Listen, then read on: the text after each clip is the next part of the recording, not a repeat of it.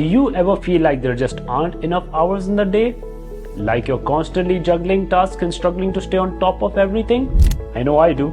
It's time to take control of your time and unlock the secrets to effective time management.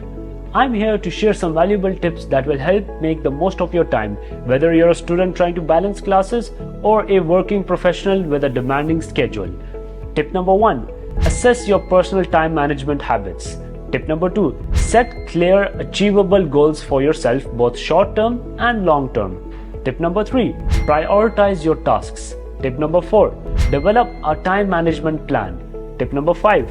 Adopt productivity techniques. And finally, tip number 6. Refresh and recharge. Take some time to unwind at the end of the day. By implementing these effective practices, you can take control of your time and accomplish more than you ever thought possible. So why wait? Start managing your time like a pro today.